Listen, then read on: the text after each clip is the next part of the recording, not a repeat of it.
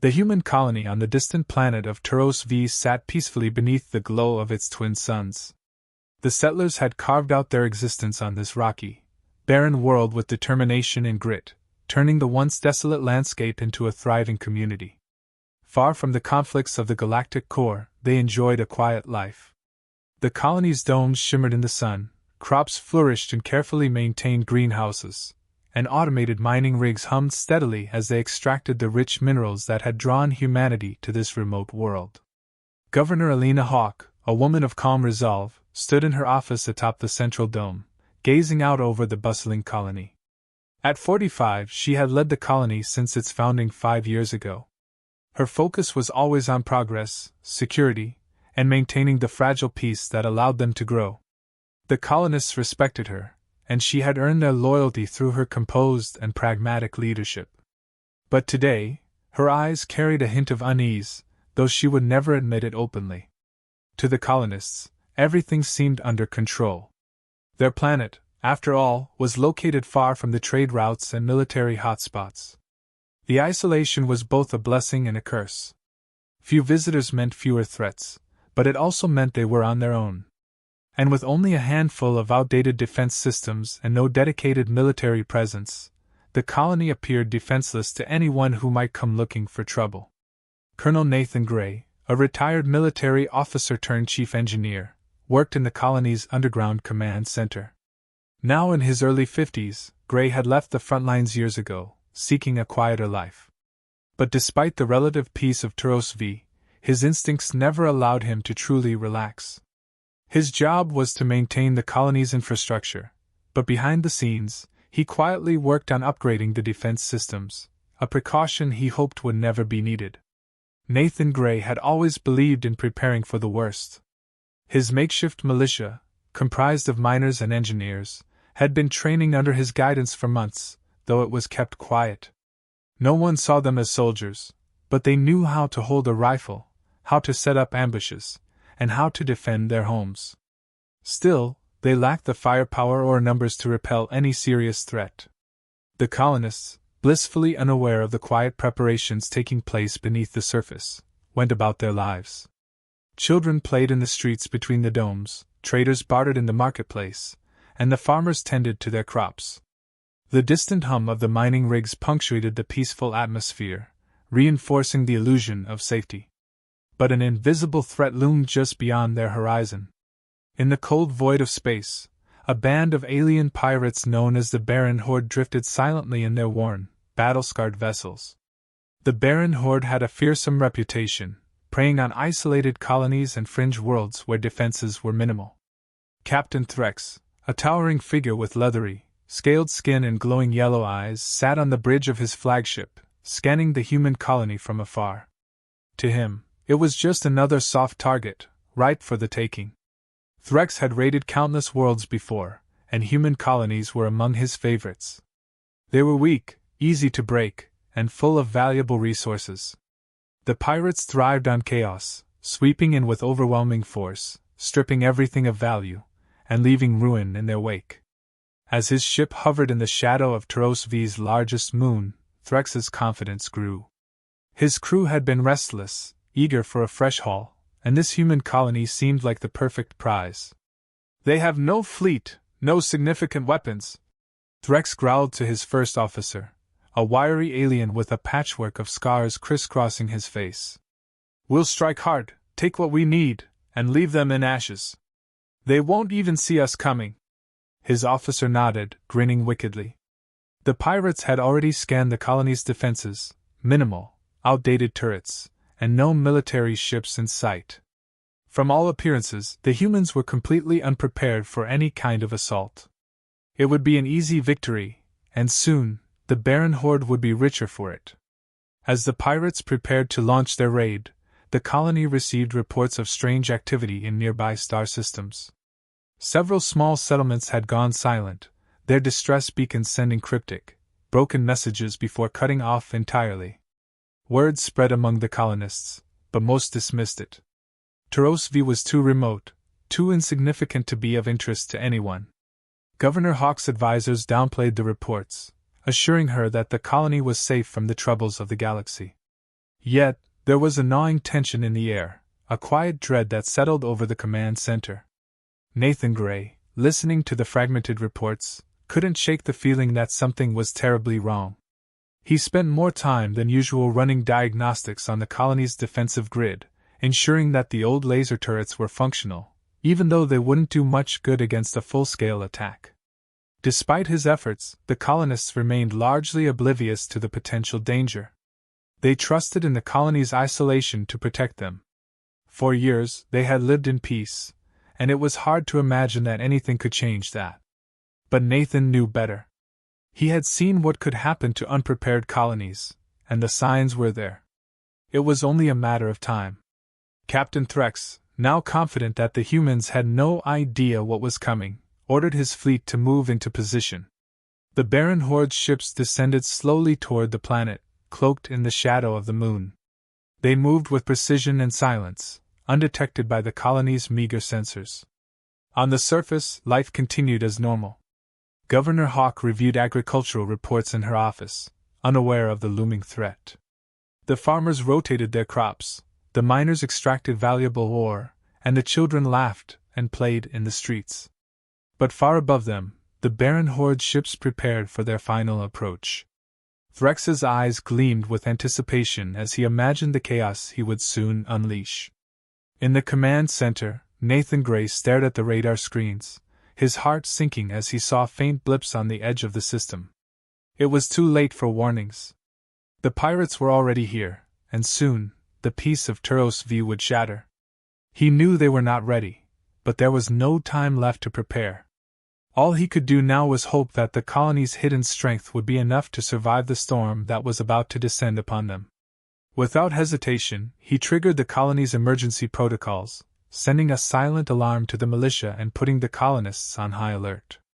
The calm before the storm was over. The pirates were coming, and they had no idea what awaited them below.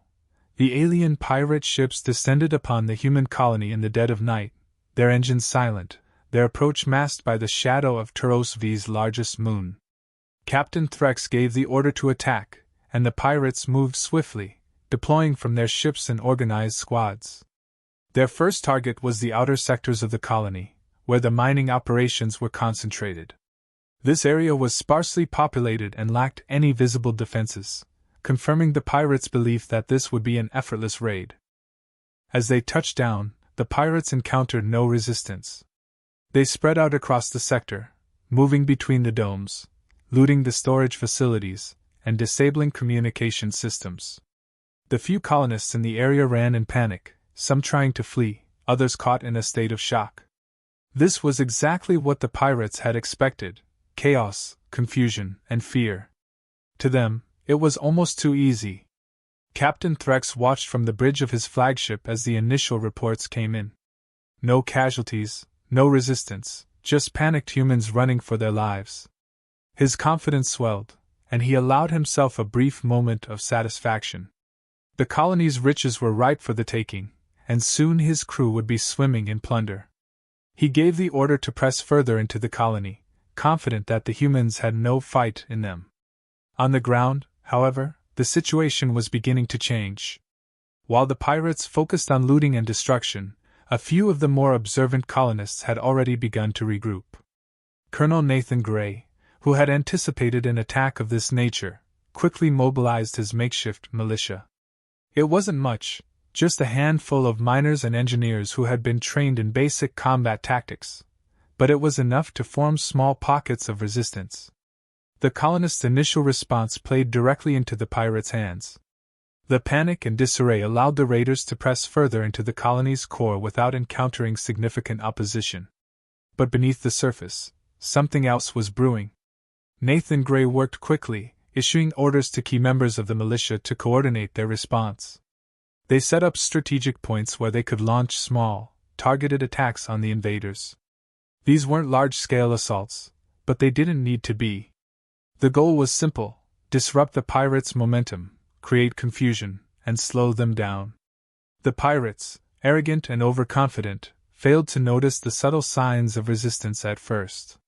They continued their rampage, moving into the next sector of the colony, where more valuable resources were stored. The more they looted, the more complacent they became. Captain Threx, receiving constant reports of success, allowed his guard to drop. He even withdrew some of his more heavily armed squads, believing the humans posed no real threat. But then, as the pirates began to push into the colony's industrial zone, something unexpected happened. A small group of colonists, led by Nathan Gray, launched a sudden counterattack. Using repurposed mining equipment and improvised explosives, they targeted the pirates' supply lines, cutting off their access to the colony's main power grid. The result was immediate and devastating. The outer sectors went dark, and several pirate squads found themselves stranded without power, their advanced equipment rendered useless.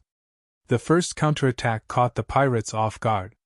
They had been so focused on pillaging that they hadn't anticipated any organized resistance. The colonists' guerrilla-style tactics confused them, and for the first time, the pirates experienced real losses.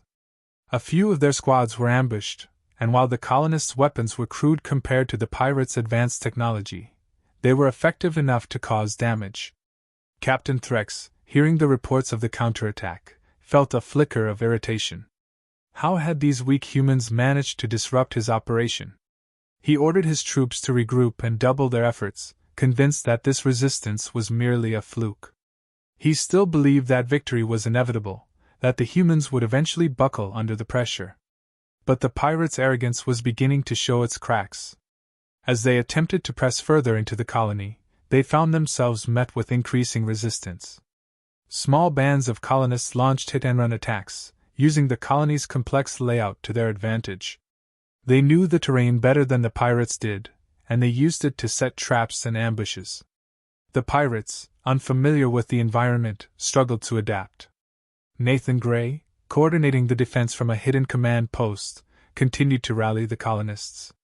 His strategy was simple but effective: don't engage the pirates head-on, but harass them from the shadows, hit them where it hurt, and force them to make mistakes. The colonists followed his orders with precision, using their knowledge of the colony's infrastructure to their advantage. Meanwhile, Captain Threx's frustration grew.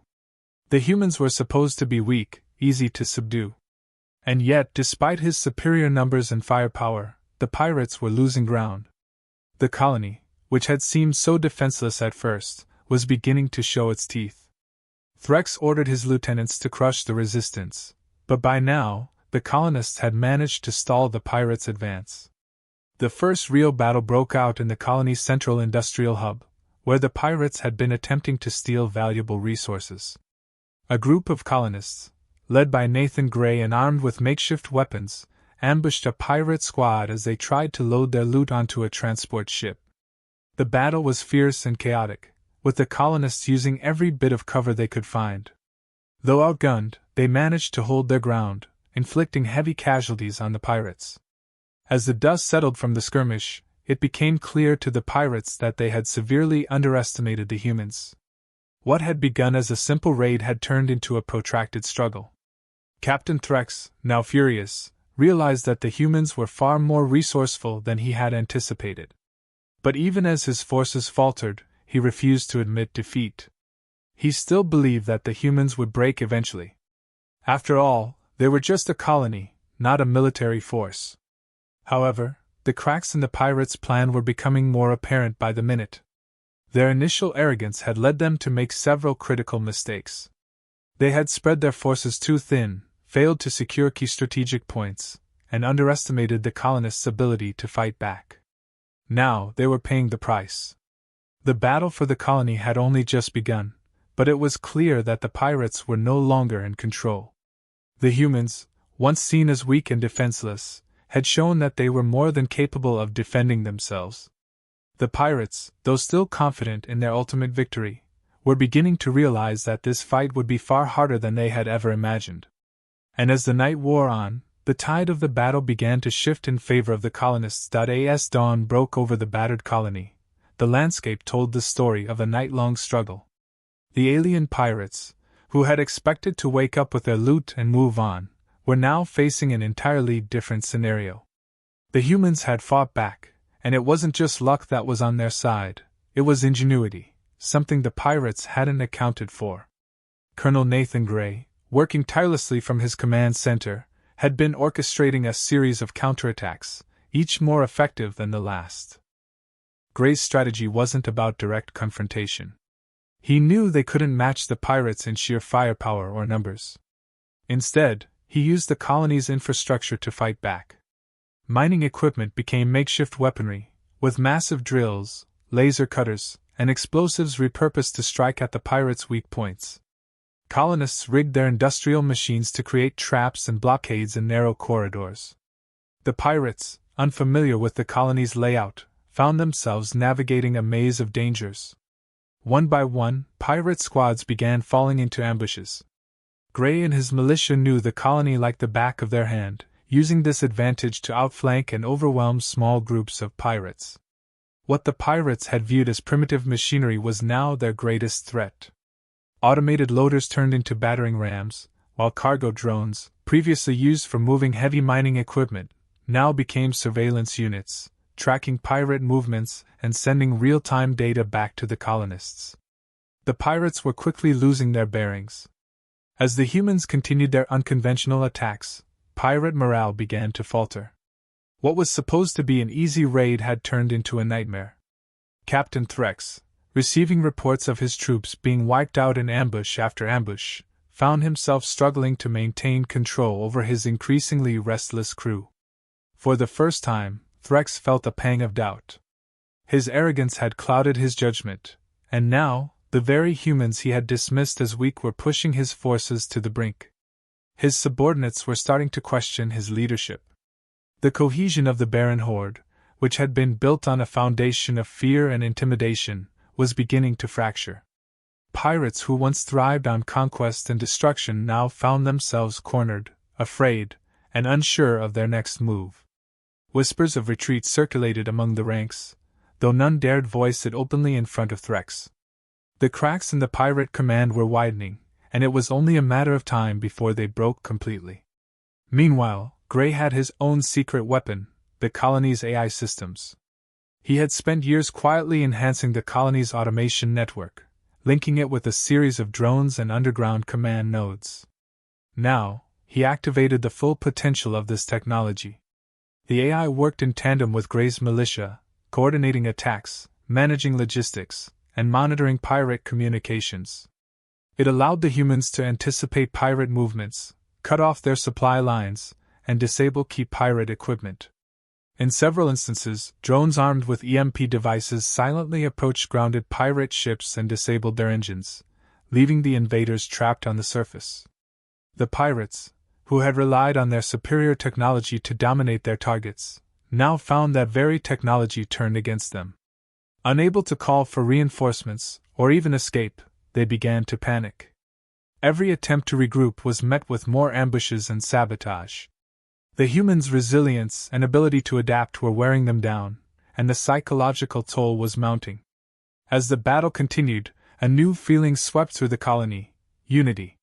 Where there had been fear and fragmentation, now there was a sense of shared purpose. The colonists, once scattered and isolated, came together in their fight for survival. Farmers, engineers, and traders all contributed, whether by arming themselves or providing vital supplies to the militia. They fortified their positions, helping each other prepare for the next wave of attacks. They weren't just defending their homes anymore, they were actively taking the fight to the pirates. Governor Alina Hawke, who had initially been focused on maintaining calm and keeping the colony running, now took an active role in organizing the civilian resistance. She coordinated food and medical supplies for the fighters, ensuring that every able-bodied colonist was prepared for the long haul. Her leadership, combined with Gray's tactical brilliance, created an unbreakable spirit of resistance that spread like wildfire through the colony. The pirates, now fully on the defensive, had lost all hope of regaining the upper hand. Every attempt to regroup ended in disaster, as the colonists grew more confident and effective in their attacks. What began as scattered resistance had now transformed into a coordinated offensive, with Gray and Hawke working in perfect synchrony to exploit every weakness the pirates revealed. Captain Threx, who had once been so certain of his victory, now found himself surrounded by chaos. His forces were in disarray, morale was at an all-time low, and his ships were grounded, unable to flee or call for reinforcements. As he watched his troops fall, one after another, he realized the gravity of his mistake. He had underestimated these humans, believing them to be nothing more than helpless prey. Now, his overconfidence had led him and his crew into a death trap from which there seemed to be no escape. Threx's regret grew with each passing hour. The humans had turned the very environment against him, and despite all his firepower and tactical experience, he was powerless to stop them. His crew had lost faith in him, and many of his officers were openly discussing the possibility of retreat. But it was too late. The human colonists had cornered them, and there was nowhere left to run. As the final skirmishes played out, it became clear to both sides that the tide of battle had fully turned. The once invincible Baron horde was now a shadow of its former self, their strength sapped by the relentless human resistance. The colonists, united and resolute, had proven that they were far from the easy prey the pirates had imagined. The battle was far from over, but the pirates' fate was sealed. Captain Threx, standing on the bridge of his crippled flagship, could only watch in silence as the last of his forces were picked off one by one. His arrogance had been his undoing, and now he would pay the price. The colony that had once seemed so defenseless had become his worst nightmare, and there was nothing left for him but to wait for the inevitable. The turning point had been reached, and the battle for Taros V had shifted decisively in favor of the humans. The pirates, out of options and out of hope, were now the ones fighting for survival. And as the dust settled over the battlefield, it became clear that the humans had not only defended their home, but had dealt a crushing blow to the Baron horde. The colony, once seen as weak and isolated, had become a fortress of resilience, proving once again that humans were not to be underestimated. The pirates were now scattered, their once formidable forces reduced to small pockets of disorganized fighters.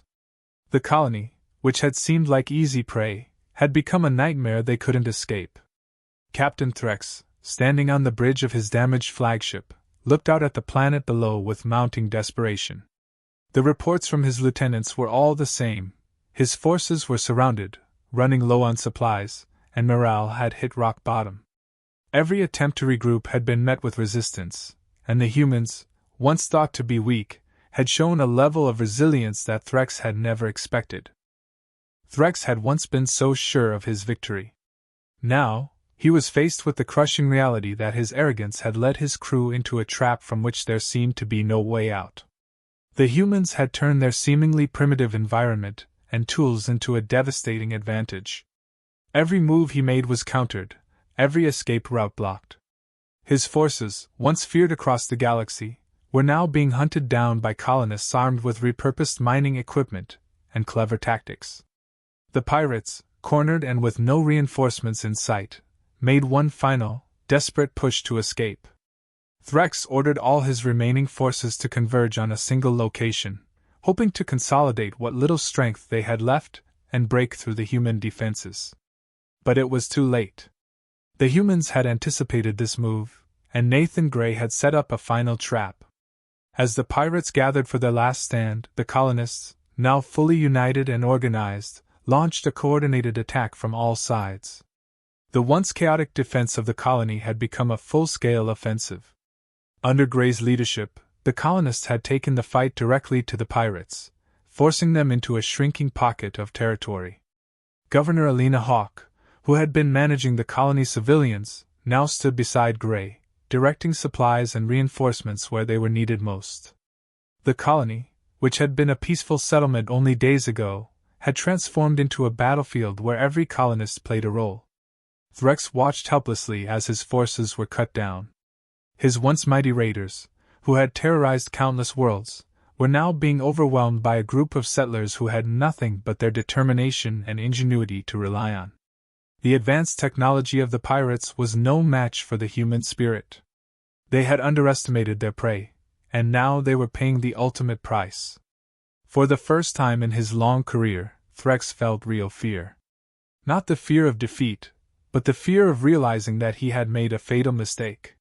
He had always believed that strength came from weapons, numbers, and technology. But now, as he watched his crew fall one by one, he understood that true strength came from something far deeper: human resilience.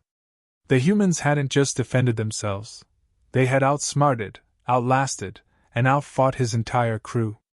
And as his forces dwindled, Threx's regret grew. He had led his men into this disaster, all because of his arrogance. As the battle reached its climax, Threx found himself surrounded. His flagship, once the symbol of his dominance, was now a broken relic, its systems failing and its crews scattered. The few pirates who remained loyal to him were now fighting for their lives, but it was clear that the battle was lost. The humans had turned the tide completely, and there was no escape. In the final moments of the battle, Colonel Nathan Gray led the charge against the last remnants of the pirate forces. The colonists, emboldened by their success, pushed the pirates back into the narrow canyon where they had taken refuge. There, Gray's militia unleashed the full power of the colony's remaining defenses. Explosives, drones, and makeshift artillery rained down on the pirates, cutting off their last escape route. The pirates, out of options and resources, were forced to surrender or face certain death. Captain Threx, cornered and with no way out, watched as his empire crumbled before his eyes. He had been so sure of his superiority, so certain that humans were nothing more than an easy target. But now, as he sat in the wreckage of his once mighty fleet, he realized how wrong he had been. His overconfidence had blinded him to the reality of the situation, and now, it was too late to fix his mistakes. Threx's final moments were filled with regret. He thought about all the times he had mocked the humans, all the times he had assumed they were weak. Now he understood that their strength came not from weapons or technology, but from their will to survive. They had fought with everything they had, and in doing so, they had turned what should have been a slaughter into a decisive victory. The battle was over. The pirates, who had once been feared across the galaxy, were now defeated. Some were captured, others fled into the wilderness, but they would never pose a threat to the colony again. The humans had won, not just by defending themselves, but by proving that they were far stronger than anyone had ever imagined. In the aftermath of the battle, the colony stood victorious. The scars of the conflict were visible, but so was the resilience of its people. They had survived the onslaught of the barren horde and come out stronger for it. Governor Alina Hawke and Colonel Nathan Gray stood at the forefront of the colony's recovery, ensuring that every loss was honored and every victory celebrated. The colonists, once divided by fear, were now united by their shared triumph. The pirates' attack, which had once seemed like an unstoppable force, had been defeated by the very people they had underestimated. The humans, with their ingenuity, determination, and unbreakable spirit, had shown the galaxy that they were not to be taken lightly. The message was clear: never underestimate humanity's will to survive and fight back. As the surviving pirates were led away in chains, Captain Threx could only watch in silence. His empire was gone, his crew destroyed, and his legacy shattered. He had made a fatal error, and now, he was paying the price. The colony, which he had thought would fall easily, had risen up and crushed him.